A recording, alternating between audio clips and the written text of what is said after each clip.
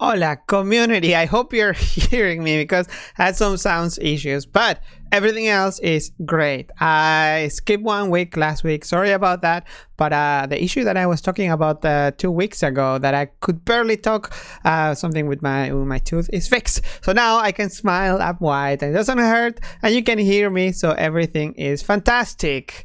You know what? It smells fantastic. Blender. Today it's all about new features. I gathered 2 weeks worth of app improvements and also new features that will land in Blender 2.91 because 2.91 moved from this stage of Beacon 2 to Beacon 3 it's gonna move in like around 10 days.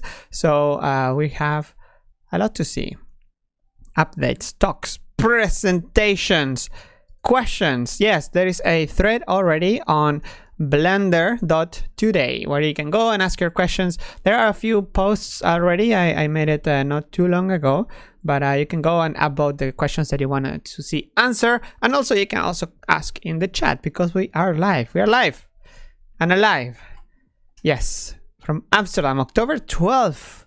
Oh yeah, because it's been 2 weeks that I didn't do the live stream. October 12th. According to some, today America was discovered 500 years ago. And also, I have a spoiler alert of what I'm going to talk about here. So, okay, let's see how this goes. So, before anything and everything, I have an announcement to make that if you order the Blender Conference Comfort Box, the one that is going to make you feel like you are at the conference, but online, it's going to have a little t-shirt and a little, depending on the size you ask, a t-shirt, some snacks, some very Dutch snacks, and the thing to make you feel like you're here, and a few other surprises that actually are not announced here, but are pretty cool. This box is shipping already started. Actually, there are so the shipping started because of people living outside of Europe. We're gonna get it a bit later, so the shipping actually started, let me see, October 2nd, so 10 days ago. So that gives up like 4 weeks in advance for the post office to screw up and take longer than usual to arrive everywhere in the world. Then European orders, they were shipped last week. German orders are shipping today, so that also gives it a lot more time. And the Dutch ones are gonna be shipping today / tomorrow. So everybody will have it on time. Yes, on time. There's still like 2-3 weeks to arrive in the rest of the Netherlands. The videos are still, the proposals are still open for sending videos today to talk about what you experienced, how you experienced 2020, this very special year, and how Blender was part of it in these crazy times. What is in the box? Stephen Scott asks. What is in the box?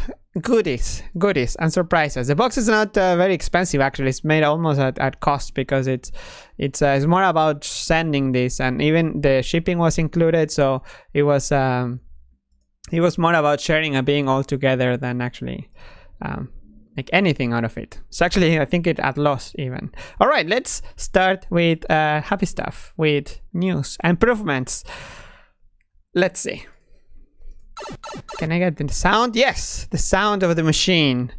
Let's say it says sold out. Yeah, it's sold out because we can't ship it anymore anywhere else, and it's been sold out for a few days. But yeah, what is in the box? Oh, someone already has it. Michael has a box already at home. I'm checking out the comments here, so make sure you chat with me over here. You have the box. Do not open until the 30th of October. It says that you should wait, because that way we can all share it together. All right, let's start. What do you want to start with? Shall we start with something big, something smaller? There's so many things. Okay, let's start with a bang. Let's start with the sculpt mode. There's so many improvements that were done in the last 2 weeks. This one is the line project gesture tool. It's a tool that allows you to draw and have with a line have this gesture. So this can be used for the trimming tool, for adding, for making masks, for pretty much any tool that you want to split in half, like you want to affect half of it. So this is super nice. Here you can see Pablo Navarro is using this as an example. First is using the trim tool, and then is using the masking, so it's masking it out. And actually this is not the latest version of it, because the last version has a much better visualization of how the cut is going to look. The new version actually draws a little gradient around the line, because it's on the right side of the line. So yeah, you have to get a little bit used to that. So if you go up from bottom to the way up, it's gonna go in one direction. If you go from up down, it's gonna go in the other direction. So just to preview that better, there is a nice little gradient, which always looks cool. I like it when there are indications on the screen and widgets and stuff. I like that. Then another tool.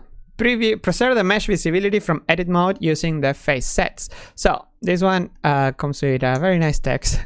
Before this change, when users switch from edit mode to sculpt mode, the entire mesh will be visible, even if the edit mesh mode part of it was set to invisible. Hey, that's cool.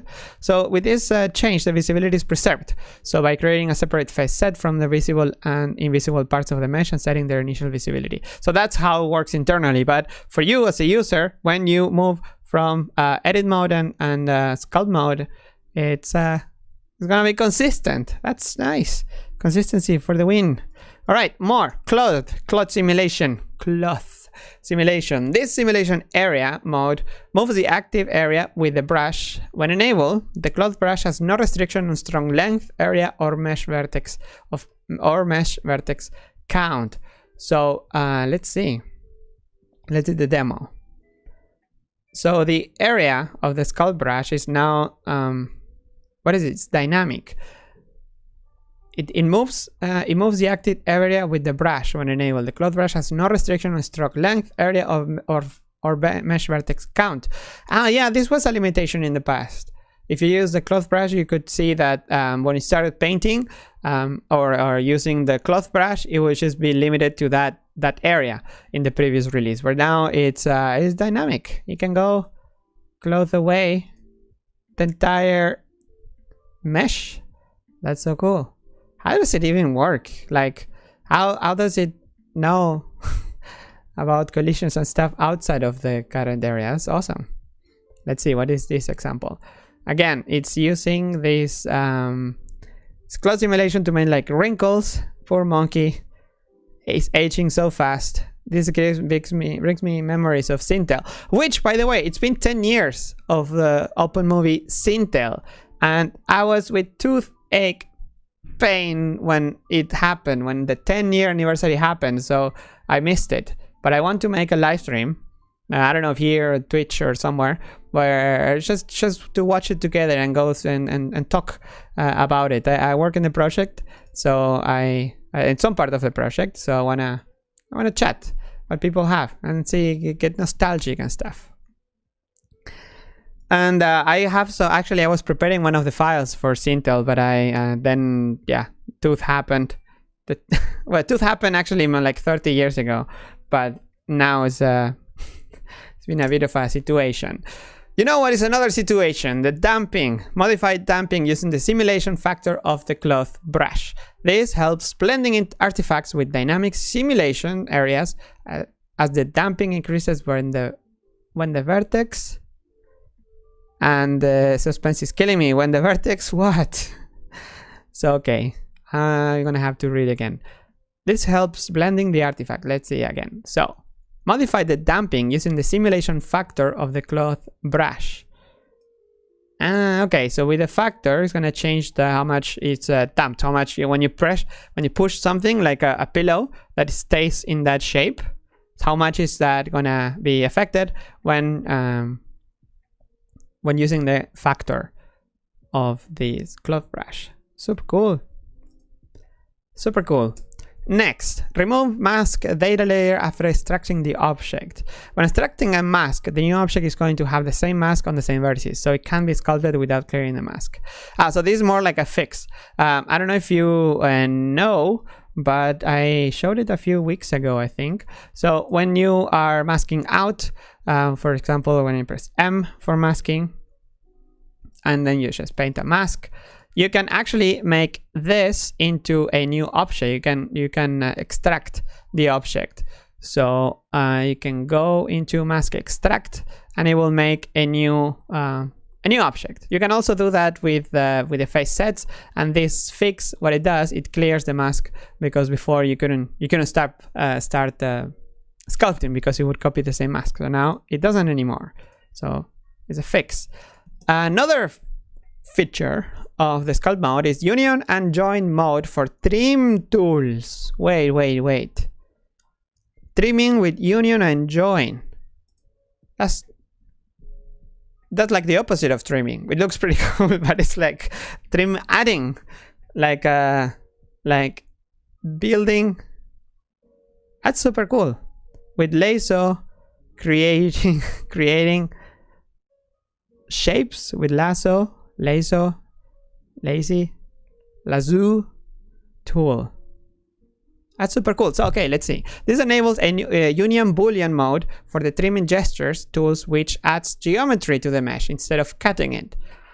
It also adds a join mode, which adds the geometry directly without using a boolean operation. Depending on if you plan to use the interpol or not, it is useful to have both options available. This is using the full depth of the object from the camera view for the depth of all the geometry, but options for controlling the trimming depth in all modes are going to be added in later patches. So yeah, I guess you need control in where is that gonna appear, where you're gonna start drawing. It's pretty neat.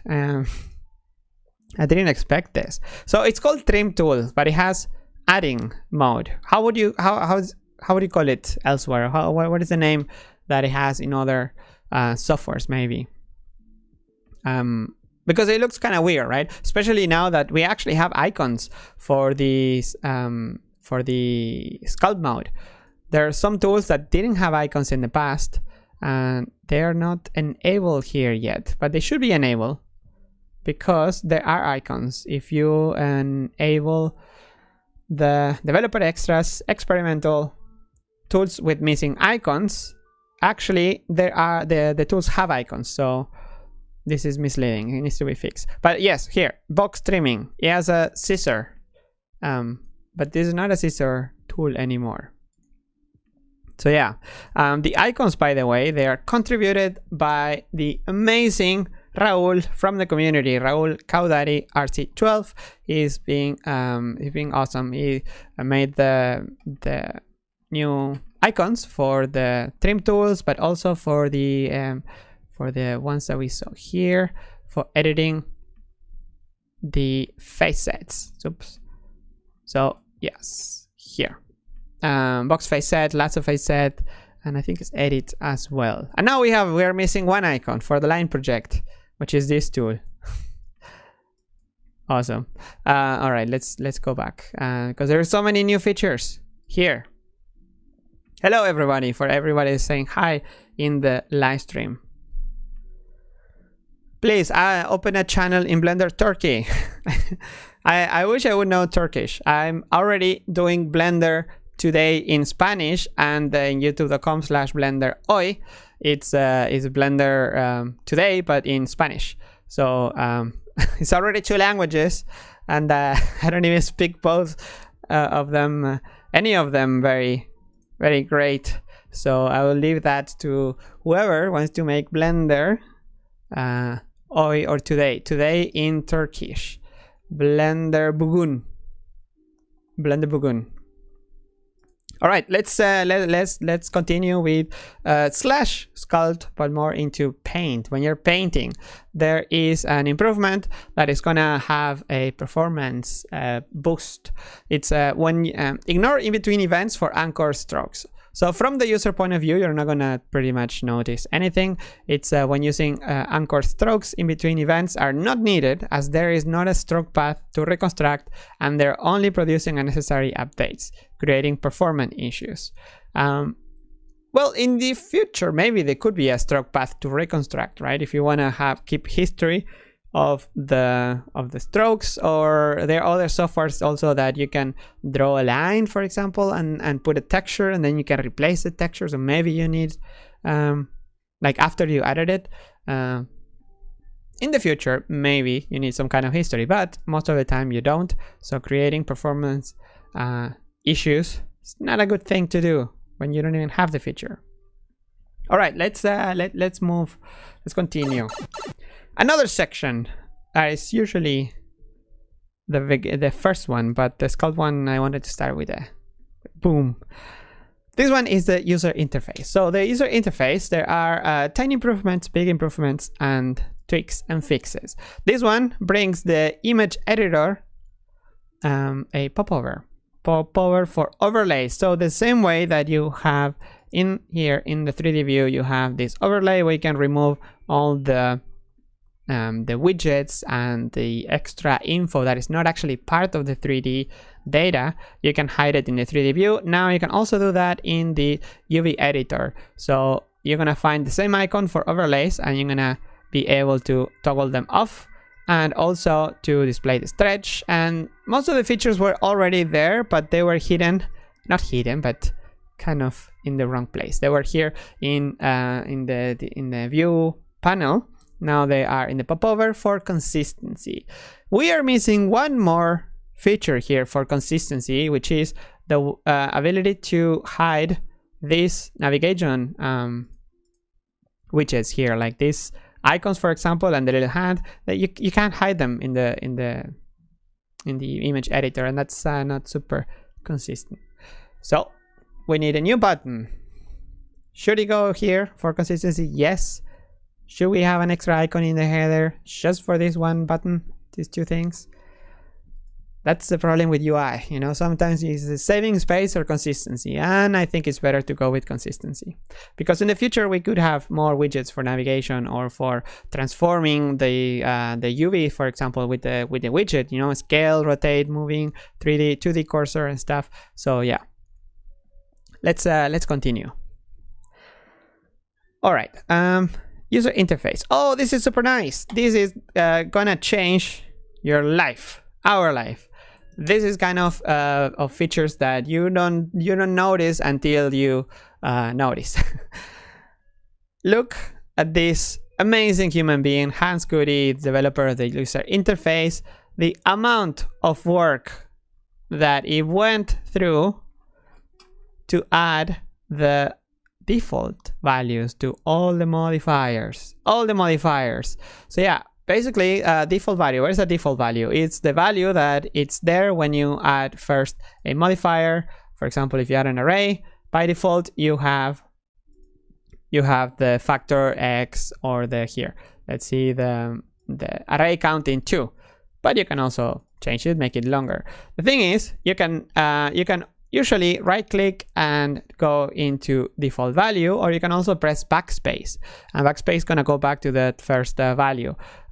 This is super important, and there are many sections in Blender that didn't have this. Now modifiers have it, and Bastien Montagne also has been adding it to other areas in Blender. I think particles or armature data, and many other areas. This is super important, because when you are dealing with settings that you maybe like, this is easy, okay, factor x, y, z, but sometimes you have like values that you don't even know what was the original value or the recommended value by Blender. So now you can just go mouse over and clear with a backspace, or you can also just go reset to default value. And my face is over there, so I don't need my face basically. So same, applies, right click, reset to default value. This should say backspace here though. This is maybe not correct. Okay, let's continue. Thank you, Hans, for your huge amount of work to get this feature in. and it's a good, you know, way to start and populate all the Blender settings with default values. Love from India. Yes, love to India as well, Anurag. Thank you. Please don't spam. Let's continue. All right. Changes to viewport display, UI of volume object, and fluid. Changes to viewport display of volume object and fluid. What does it do? It's just mainly a cosmetic improvement. So the density, interpolation, and slicing options in volume objects are now not aligned to each other, as they are not closely related. This is super nice, and thank you, Harsha, for working on it. It's also some renaming and a sub panel for the slice part of it. We only have a few settings, but it's good. This is fine. I thought we only had one, and we shouldn't have that. Actually, the other day I went and I did a change in the user interface for avoiding these kind of things with the Passepartout. It used to be one panel with one setting, and I went ahead and changed it. And if you see one of those, please poke, because when they were added, it wasn't on purpose. It's just that when they were added, there was we couldn't do this thing of adding a checkbox and a slider in the same place. Now we can, so super cool. We should do it more often. Let's see. Let's continue. So, add auto keyframing popover. This is another change in the user interface that you're gonna see if you do a lot of animation, or if you just look in the header of the animation editors. In this case, the timeline, the button for auto keyframing, it's in the same place, but now it has this nice tiny little drop down that it's a popover that is gonna show you the settings that are relevant for auto keyframing. This used to be here, used to be in the keying part, but some of these settings were only relevant when you have auto keyframe, not anywhere else. So they didn't really make a lot of sense. Now it does. So yeah, let's continue. Here, fix for various pop-up dialogues. This is regarding operators. Yeah, the operators in this case for tiles. So for example, tiles of UDIM. Now they're nicely aligned and they follow the same right aligned text with left aligned widgets on the interface. I almost pressed OK here to accept. And the same goes for the debug menu, which now makes the text fit, even though it's a bit larger, but it makes it fit. And for another one, for the set stereo 3D. And in the past we actually had other areas also. So thank you, Yevgeny, for working on it. Let's continue. Improve labels in convert to menu. This is a small one, but it's good for readability. You can convert to curve mesh grease pencil. It used to say the whole title, like the whole from this to that, but it was just making it long and it wasn't really helping anything really. And the last update regarding user interface is regarding the update community themes. So the themes that the community provides, such as the minimal dark, Maya, Modo, and white, print friendly, and those that are not the default Blender ones, like dark and light. Those are updated by the community, so thank you, the Red Wax Police and Red MCR. Let's continue. All right, it's time to change topics. Let's go into modeling. And for that, I'm gonna use a big sip. Because there are changes in Booleans and subdivision modifiers. The Boolean one is a slightly small fix or an improvement that if you use collections as booleans, like you can do, I made a video about it, but you can do it only since a few weeks ago, that you can use, instead of just the one object as a boolean object, you can use an entire collection. This collection, it couldn't be empty in the past, but now it can. Now this, you can have a empty collection. And what's the purpose of that? I guess one is to not have a limitation, right? You can add an object anytime. But also, this has the advantage that now with an empty collection, the exact type of boolean, the one that it's a bit slower but is more precise, that was added recently, now performs the useful function of removing self-intersections. So in this case, the improvement, it should also be with objects, right? If you don't have any objects, then it could also do self-intersection. So maybe I don't understand the feature. But while limiting to an empty collection, it's kind of an obscure thing to have. Let's continue. All right, and the subdivision modifier. These ones are mainly, when I started reading, it's like, hey, new subdivision stuff. But actually, this is more for working with other softwares. So, for example, this one, it's expose non-adaptive subdivision mode in subsurf modifiers. So provide the ability to disable feature adaptive subdivision. This disables snapping to limit surface and brings back iterative results. The description and reasoning can be found in this post. This is mainly to make Blender more compatible. If I remove myself from here, or I can move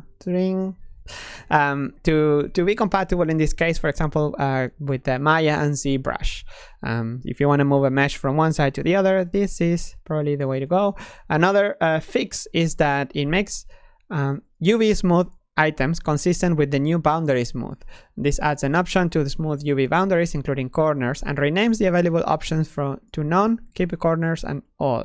And the last option, it's also related to having more compatibility with other softwares. This it's this one. Oops, I opened the wrong link. That was nice. Here, for example, expose opens up the boundary interpolation options. It makes it easier to block out curved surfaces without needing to keep boundary edge crease at 1.0. And the actual commit mentions stuff that are more actually, if you go to the wiki, which I had it open here, you can see that it's mainly for being more compatible with other software. So for compatibility with other software, a few options were added to the subdivision surface modifier. The option to match the iterative subdivision by shrinking and by disabling the limit surface. The option to smooth only boundaries and edges and keep the boundaries corners sharp, the one that I showed before. And the option to smooth the entire boundary for UV coordinates, also including corners. So you're gonna find all these settings in the subdivision surface modifier. And there is an advanced panel with a bunch of options here, which you're most likely are not going to use all the time. Maybe the quality one, but and the custom normals and the creases. Okay, yeah, you might use it. Next, let's move into rendering. Cycles. Let's start with cycles. Actually, Eevee is technically also rendering, even though sometimes you don't render. I've been having fun with doing like live stuff, live changing shapes in Eevee, and keeps just the player going, and it's actually doing a really good job. But yeah. Nano VDV support for rendering volumes. What is that? What is this? What is that? Is it that is kind of Dutch talking. So the Academy Software Foundation, it sounds so official, a collaborative effort to advance open source software development in the motion picture and media industry, today announced that OpenVDV has adopted NanoVDV to enable faster performance, easier development, GPU acceleration. It's developed by NVIDIA and the OpenVDV inventor, Ken Muset. NanoVDV will be maintained by the OpenVDV community going forward. Isn't that amazing? This article is from like August, like 2 months ago.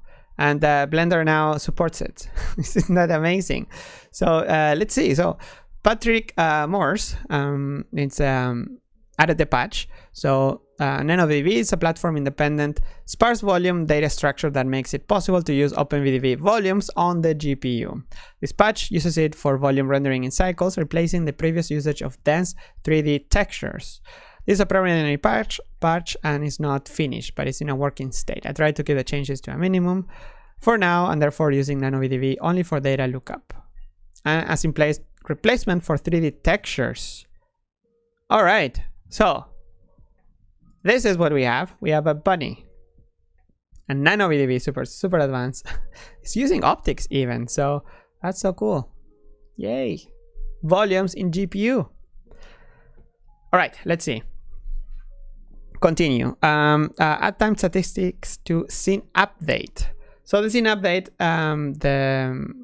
when you're updating the scene, when you're using in the command line the cycles print stats, now you can see more stats about the scene itself when you are updating either the the VBH build, displacement, and more data. Basically, if you're making your own render farm, or if you have your own, it's always good to have these kind of tools.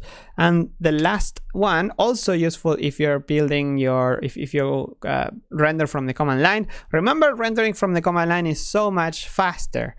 Even when the other day, okay, I was using a build from the development build, so it could crash, but I was doing some EV rendering, and that was crashing, and it was kind of slow. It was a few seconds, 4 or 5 seconds, but I used it on the command line, and it was so much faster.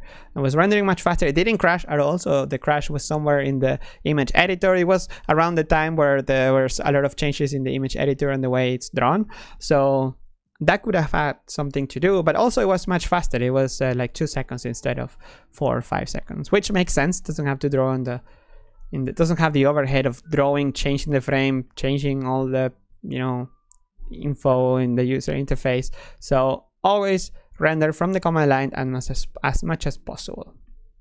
We should have like an official way of doing it.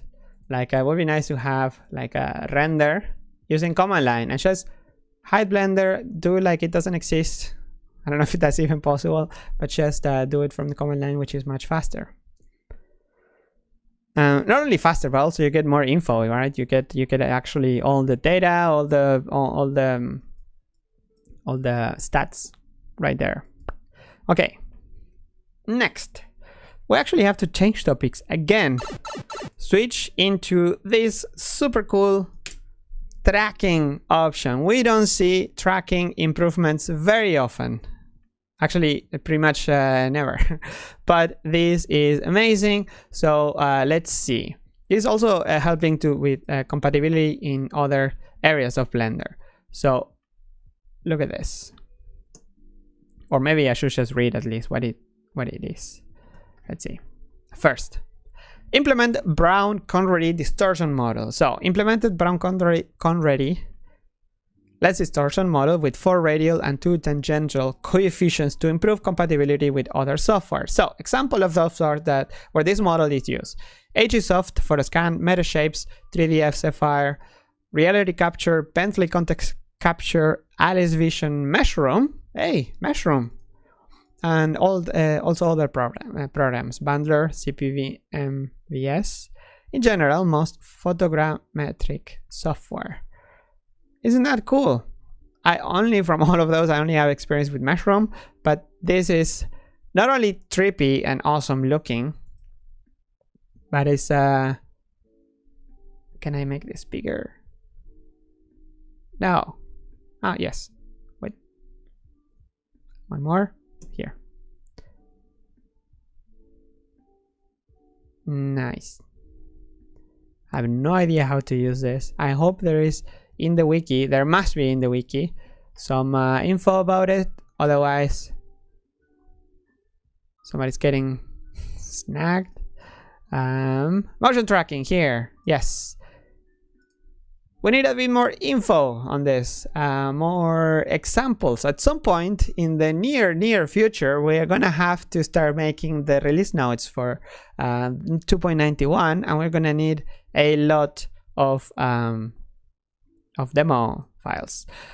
All right, now let's almost finish with this. I think we still have a lot to go, but I also want to answer some of the questions. Support selection and outlines in the viewport. So I actually gonna go fast in this one because I made a video about the new modifier to convert from meshes to volume. So it's a modifier. Let's go quickly. Let's show it quickly. So let's say I have a monkey and I want to make a monkey volume shape. I only need to add a volume object, empty in this case. Then I'm gonna add a modifier to this volume object that's called mesh to volume. This modifier is gonna use as a target object the monkey, and bam, I have a volumetric monkey. I can hide the mesh and I have that. And this is easy. That is one of the big things, that it's easy. It's not cycles. This couldn't be done before with Eevee. It was super complex, and this is actual 3D. You can go in because it's fields, but you can also disable the field and just have the outer layer. So this can be super cool, and because it's a modifier, it's dynamic. So I can just, maybe I can go and hide, make it a wireframe, and you can model volume. Like, ooh, nice. Can I hide? Ah, that is so nice. I press the button to hide the overlay, the shortcut, and you can still edit it. So nice, trippy. That's so cool. And because people, I made a video, and in the videos people were asking, so what happens? Can we have like a Booleans or displacement? And many of those of the effects can be achieved by just adding those modifiers to the mesh itself, because it copies the shape of the mesh. So if you add a Boolean, for example, with the cube, I can basically just hide the cube, and I can, select it, and I can move it around, and I'm basically just cutting the object, the smoke. So it's a Boolean. However, of course, if it was in actual 3D data, it would be a better effect because it's a volume, right? You could cut it from inside, where if you use a mesh, you don't. However, there are already some improvements in the modifiers. There is a specific volume displace modifier that you basically it works like displacement. So I can use a clouds, for example, and let's remove the Boolean. Now I can add clouds, and I can transform the clouds here. This is super cool. Also 3D, as in not in the 3D view, but actual volume data.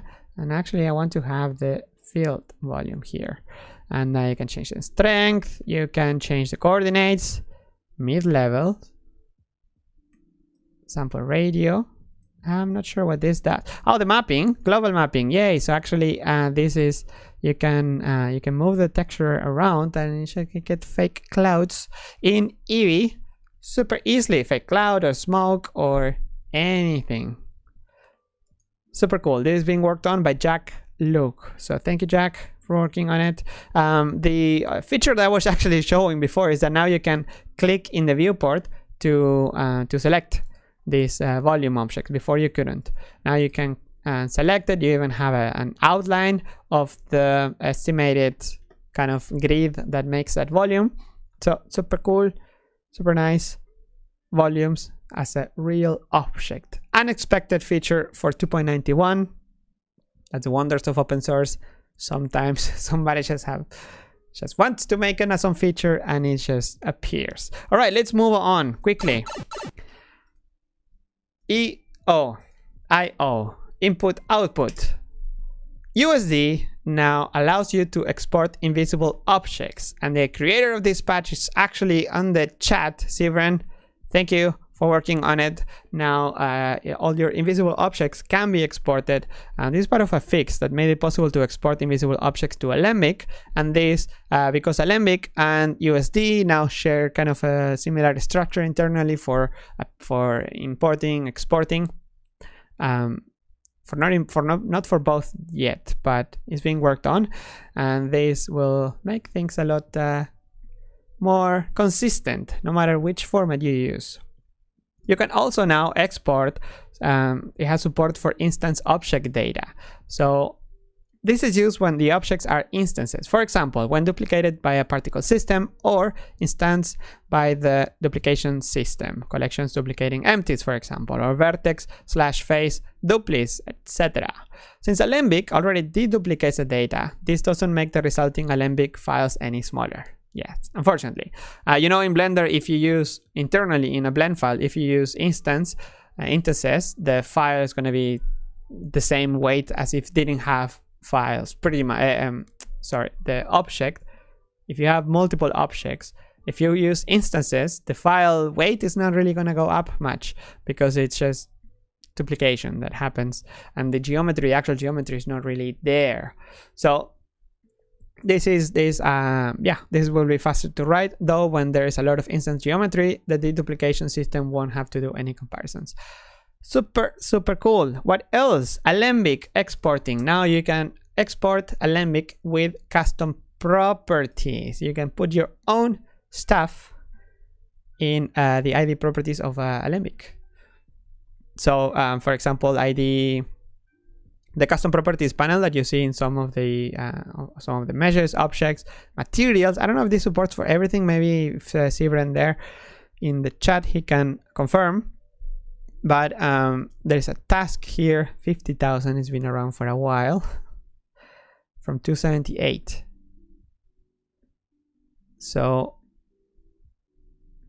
let's see. Scalar properties are written as a single element that raise properties to Alembic. This is also what's done by Houdini and Maya exporters, so it seems to be the standard way of doing things. It also simplifies the implementation.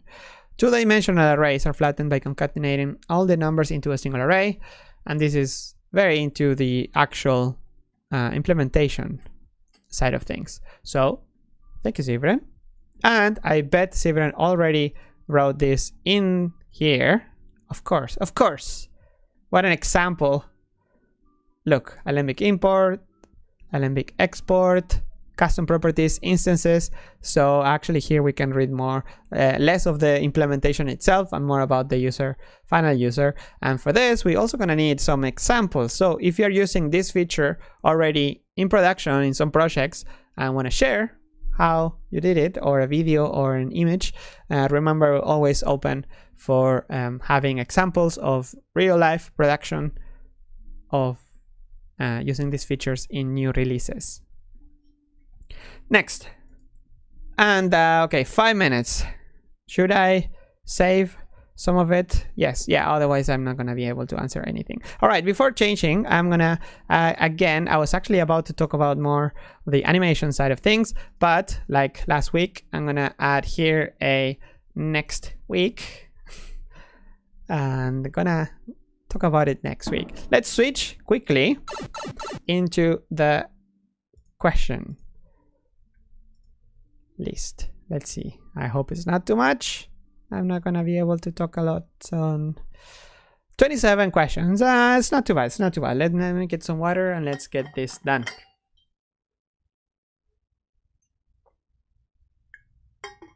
Let's see. How is the chat going? Thank you, Dr. Sivren.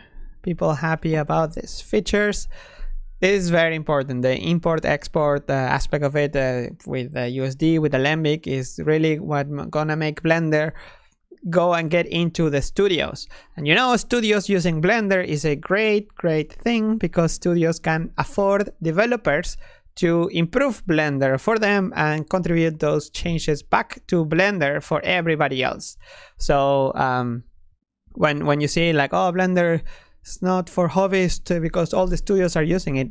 It's a good thing the studios use it because they can pay developers to contribute back to Blender. So let's be happy about that. Hello Pablo, check this out. Let's see, 2 boats. Opening a chat, a video in live stream is risky. So when can we expect Vulkan support for Blender? This is being worked on. I already talked about it many times. It's gonna take months, but you should find, if you look into developer.blender.org, in here, if you look something about Vulkan support, the first result. Here you can see the progress. There is no estimated date yet, but it's getting a lot of support and is being worked on. So you can follow this thread to see when things are gonna land, or how far it's so far. How far it's so far. Slow Kid, hola Pablo, hola Slow Kid. I'll repost a question of a couple of weeks back that I didn't have the chance to be read. Sorry about that, but yeah, yes, please repost as much as possible because sometimes I don't get to answer all of them. I wanted to ask how difficult would it be to have the possibility to move, scale, and rotate collections. I understand that collections are not exactly groups, but more a layering, organizing system. And I don't know how much programming will require, but it feels like such a needed feature to just put a bunch of objects in a collection and move them all together instead of parenting them to an empty. Feels weird, especially because with instance collection this thing is possible, but why not with regular ones? Well, it's you can't so I understand that collections are not exactly groups. Well, actually Blender groups didn't have this option either. You couldn't even like select them all easily. You could, well, easily you can select and do select grouped in the past. Now you can do select in the same collection. So if you have this option, this object here, you can do shift G and you can go into collection and it will select the same. But yeah, they don't have a center point. Then again, they don't have like the center point is the center of all the objects, or the pivot point that you select in the pivot that you choose, like the 3D cursor, the active object, or the selection, or the individual origins, and so on and so forth. I don't know how much coding it would take, but I don't think it's too much about the coding itself, because it could be done with an add-on even. Probably I said that and somebody's already making an add-on and it's gonna be on the market soon, but it's really not that much because the tools are there. You could have it so it like you click on collection and then you select the objects. I don't know. I'm a bit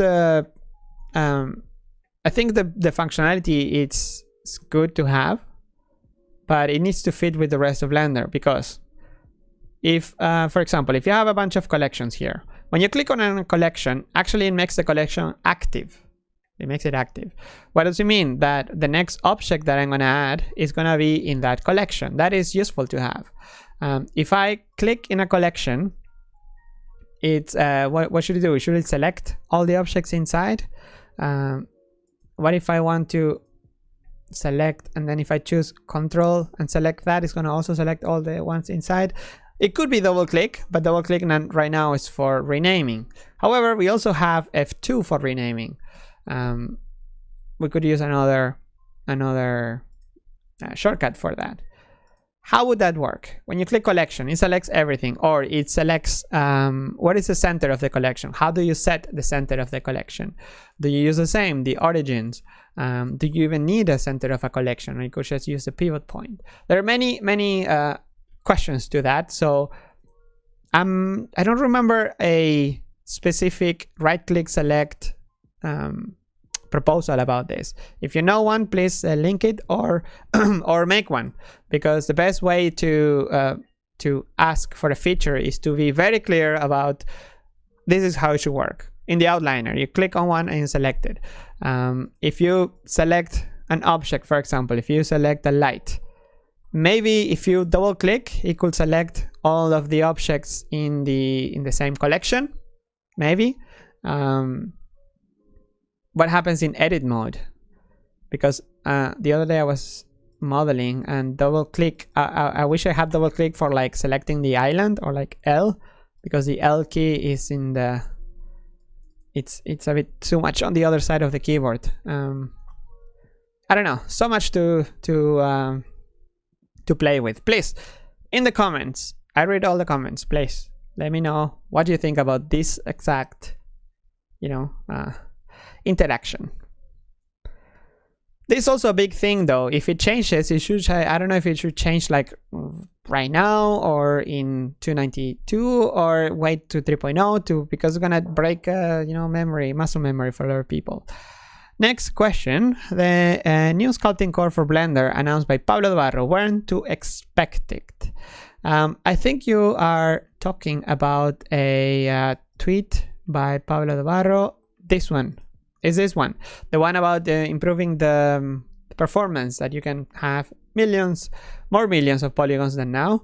I'm not sure exactly when, but it depends. I think there was a patch already somewhere in Fabricator, in developer.blender.org, and it needs a review.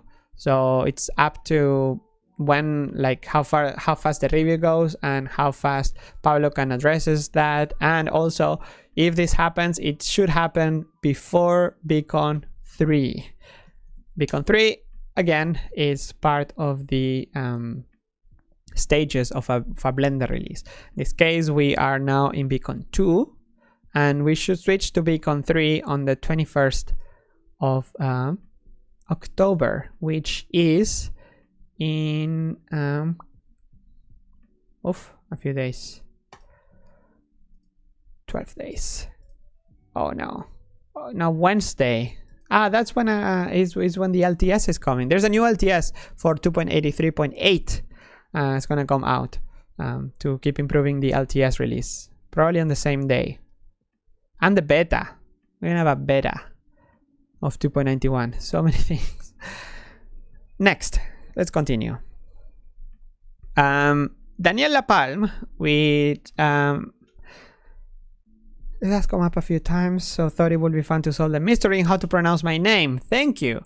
The big issue is that I didn't know if you were like Daniel Lapalme or Daniela Palm, and apparently it's similar to Spanish. It's just, it literally means the hand, so La Palme. So you are Daniel Lapalme. All right, Lapalme. All right, I actually do have a question. It's 2.9 and 3.0.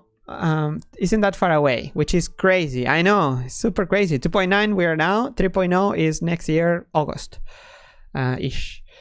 I heard that there were a time to break long-standing conventions for Blender. Something like 3.0 might be it. I was wondering, if you were to break something in Blender for the better, what would it be? Personally, I think I might like to see vertex group reworked to just generic grouping, allowing for vertex, edges, and face groups to be made and used in every modifier. Okay, that is a big change. We have to see, because that is a huge change. You basically have to change every modifier or everything using vertex groups, which is like the half of Blender. I don't know, like even dynamic paint or everything to change.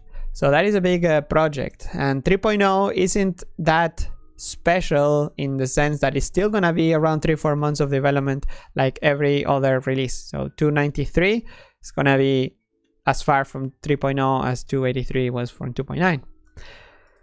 So it's something that should be done earlier. I think something we should do is go back to left right click select. No, kidding. We should improve the maybe the changing of modes. I would still like to go back to the 1, 2, 3, 4, 5 that we had for changing modes. I think the changing collections visibility is it's useful, but it shouldn't be like the norm. It can, when you have a big bunch of collections, it's really not ideal, and you press the number and suddenly you lose the collection view, like the view settings of all of the collections, and that's not cool. Because sometimes you spend a lot of time trying to make it super you know, this is hidden, this not, and maybe that would be one of them. The render layer system and compositor, view layer / render layer, I think we should just call it render layer again. The view layer concept didn't really stick, and I think with render layer is also more convenient with other software. It's just slightly better, and people are just used to it already. So hi Pablo, that's official video from Minecraft YouTube channel, but with one very interesting thing. It only have 2 minutes. Can you please check it out? A Minecraft video. This is an official video. Wait. That's Photoshop, I think.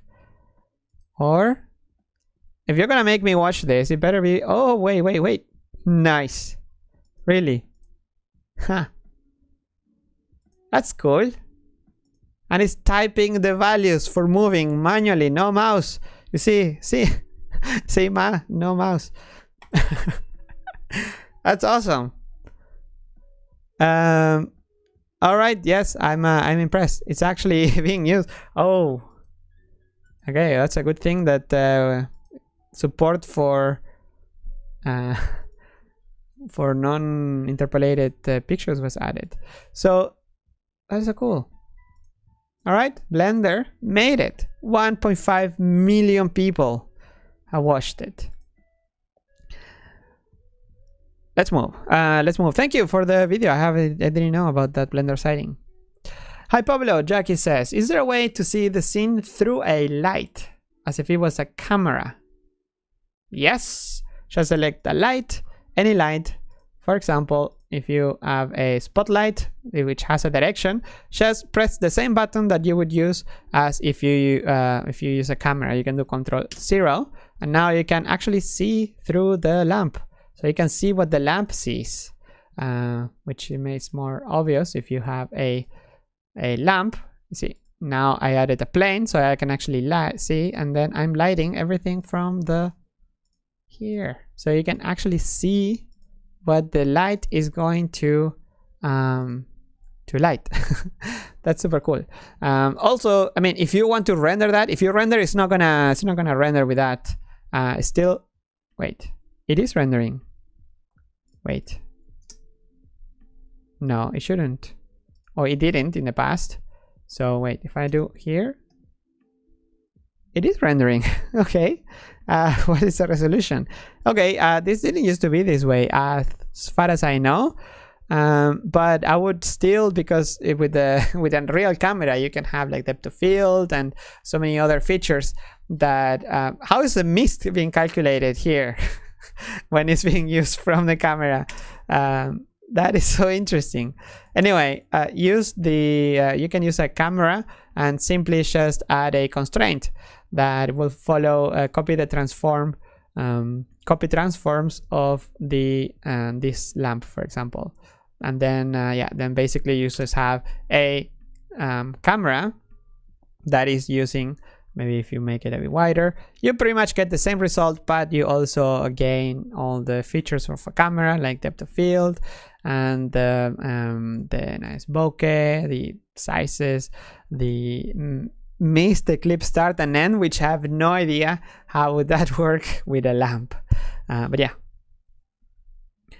All right, it's 10 minutes past 6. Let's do 5 more questions and let's call it a day, because we're gonna see each other next week anyway, hopefully. Augusto C. Felix says, hi Pablo, I hope you're doing well and safe. I am, thank you. The pain is gone. I went to the dentist. My question is about Cycles development. I'm afraid that Cycles is getting less attention because of all the great Sculpt features. No way! Absolutely not. Sculpt is being done by one person, Pablo Navarro. He's not working in anything else, and it's not like, well, I mean, he's super smart. He could probably work on Cycle stuff, but Cycles is from a different team. It's like you are a painter. And then, hey, but the guitar, it's not being improved. The piano that I have there in the back, where it's like, hey, but I'm a painter. It's a different thing. Or the people making the plumbing, you complain to them that the electricity is not great. It's a different team, different areas, and they have different module owners.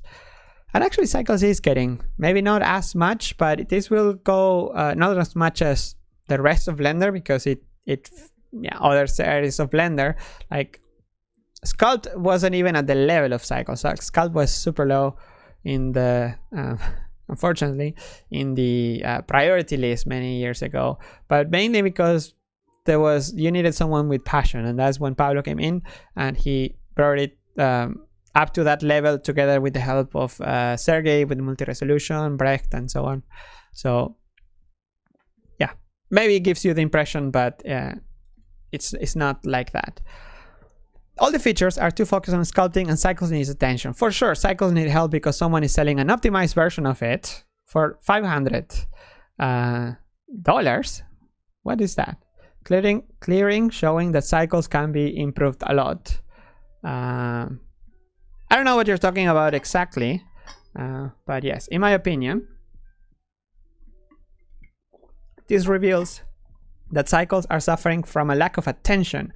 But it's bad because Cycles is an amazing tool, but it's getting outdated and slow so fast that my only feeling is to feel sad about it. Cycles compared with Octane is just inferior, even though Cycles is so much easier and fun to use.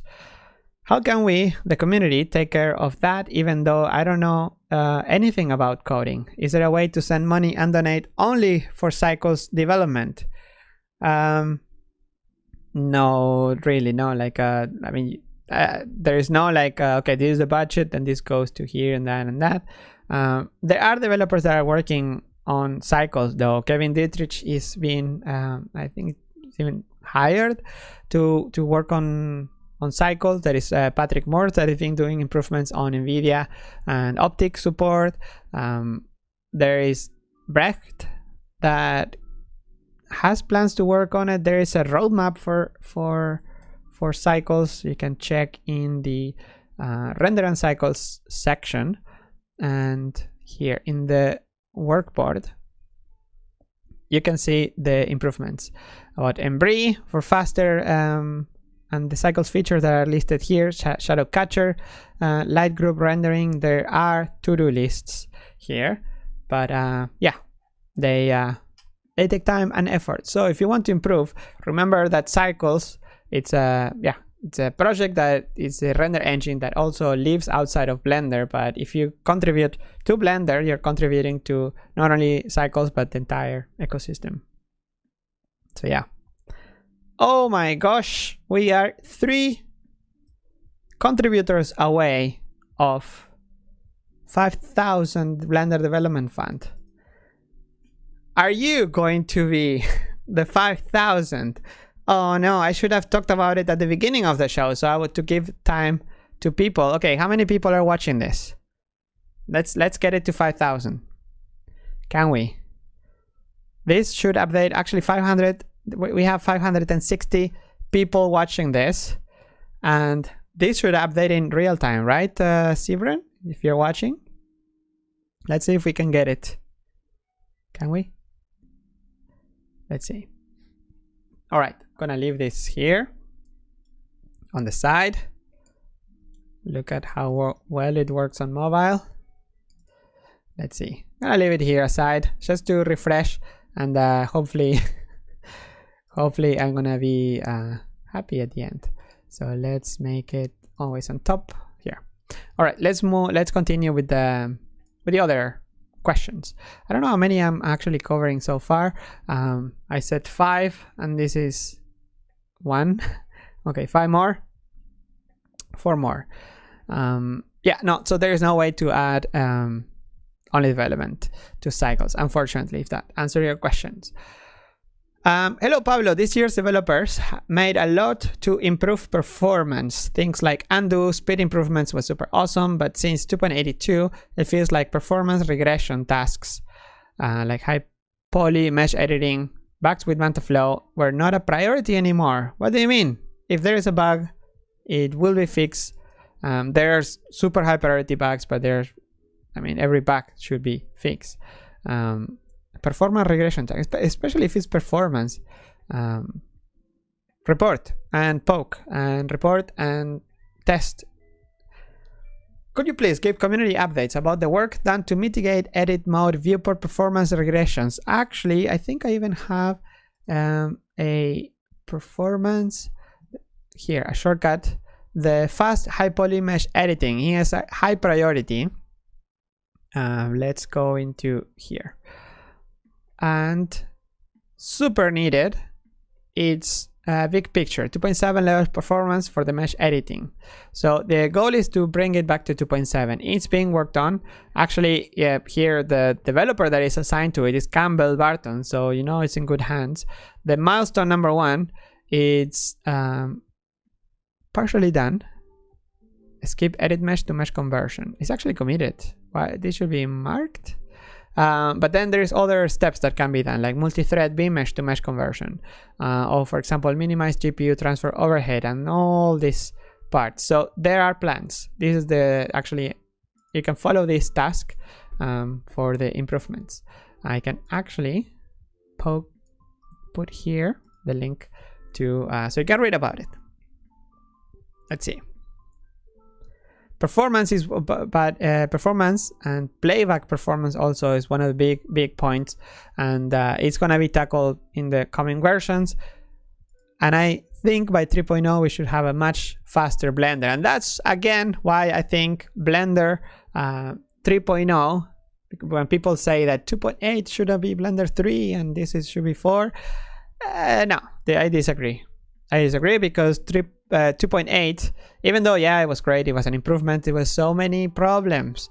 There were issues with like undo was slow, multi-resolution didn't work really, the sculpt tools were not even that much there. Eevee in 2.8, it was the first Eevee release, so imagine all the issues that were there. Compatibility with other graphics cards were not great. So yeah, 3.0 should be 3.0. 2.8, yeah, it was great, but no. Let's see. Anybody? 497, 498. Yes, thank you, people there, for being part of it. Nice. That was super cool. Yeah, 498. Will we have 2 more? Pretty please. Actually, it doesn't need to be the expensive ones. Can be only just the $5 one. And okay, yeah. If it actually, I think this counts everyone, right? Every person or every subscription. So I think you can have multiple subscriptions, but I shouldn't say that. Let's continue. That was number 4, 5. It's number 5, number 4, number 3, and actually here is this, they don't have any votes, so I should go to the bottom to get the first people that actually commented, to be fair. Hi Pablo, how are you? I'm great, thank you, Damian. Just wanted to say some time ago already how amused I am by the Blender stability these days. Quite heavy scenes work much better now, especially when you compare it to 2.90. 2.90 was yeah, was a bit behind in stability. There were so many changes, and that made it a bit unstable. That's why we have 2.90.1, and I'm not sure about 2.90.2, but so far, if it's going well, should stay like that and focus in 291. Bravo developers, please do not remove the topo in sculpting unless you come up with a much better idea. No, it's not gonna to be removed anytime soon. And it's a different approach that VDV remeshing. So it shouldn't be, there are 2 different things. Hello Pablo, could you approve my invite to Google Hangouts? Invited you to Google Hangouts. Please answer in English. I don't know Spanish. Why would I answer in Spanish to a English question? But sorry, I don't use Google Hangouts, and I do one-on-one consulting, like privately, but that's not the way to approach Google Hangouts. Sam, hi Pablo. I'm curious as to how third-party commercial DCCs go about implementing bridges to their software within Blender. I know there has been a lot of discussion about it in the past, as Blender's GPL license is restrictive in that sense. Restrictive, you can also call it that it's also very free, very open, and the other licenses are restrictive. Yet with rendering engines like RenderMan recently announcing support for Blender, I'm wondering how they were able to get around it with a bridge. That bridge that is GPL, even Pixar's bridge for RenderMan, Blender to RenderMan, has its own bridge, and I think it's even on GitHub. So yeah, you can do it. The bridge has to be open source because it talks to Blender, but your software can just be closed source. I don't know why people of Substance or Houdini are not doing it already. I think Substance was looking at it in the past, but it would be amazing if we could have them, because Houdini and Substance are things that we don't even have any close to it in Blender. So it would be a huge improvement in the sense of the whole pipeline. All right, and let's another request about the okay, 3 requests about the Hangouts. Here, hey Pablo, I have a question about something that I feel could make a big difference for environment artists who use Blender. Do you think it's possible to implement an ocean texture node to use in shader editor? Blender has an algorithm that can generate realistic oceans, but only as a displacement via the modifier. So the math and everything seems to be there, but there's no way to use that data in the node editor directly. That will be amazingly helpful for generating large-scale bodies of water, but the only workaround as of now is to bake the normal maps and to go through the process of making them usable. Yeah, this is that's yeah, I don't know if even the same math, so to speak, could be used for that. I don't know a lot about this topic, but it will be quite a project. I don't know, it would be great. Yes, any kind of physics in the node editor would be a fantastic. And for that we need a new shader editor, which is what is being worked on as part of the Everything Nodes project. So past the time, 23. I'm gonna do the live stream in Spanish, so I need to prepare for that. Let's see how it goes. Let's see the numbers. Let's see. Let's hope it's there. Not everybody remove their subscription. San.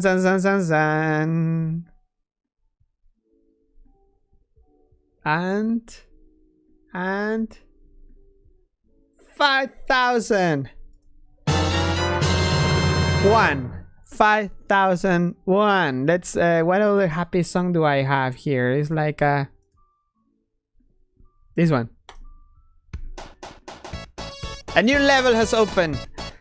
5,000. Thank you, everybody. You're making Blender better. You're improving Blender from the core, for the fixes, for performance, for all the things that can't be done via add-ons, and the actual hardcore developers have to do even the most boring tasks, like fixing really weird dependency issues in who knows where on what graphics card. Or yes, it's so important that this keeps going, that this keeps growing, because it's really what keeps Blender alive. It's really what it keeps it alive. Thank you, everybody. You are amazing. 5,000, something to celebrate. You are awesome. With that note, I'm gonna be closing today. I'm just happy. All right. Thank you, everybody. It's been an amazing Monday.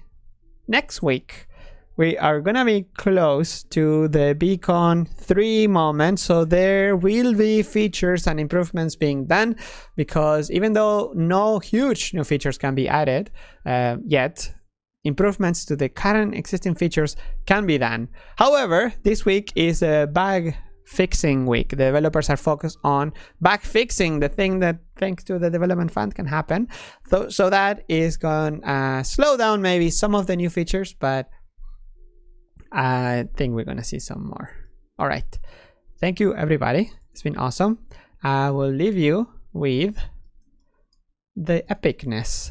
Even today, more epic, thanks to you. 5, 4, 3, 2, and 1.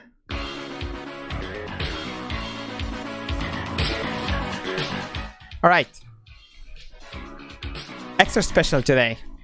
See you next week, same place and time, for more Blender Today Live. Thank you. Bye bye. Ciao.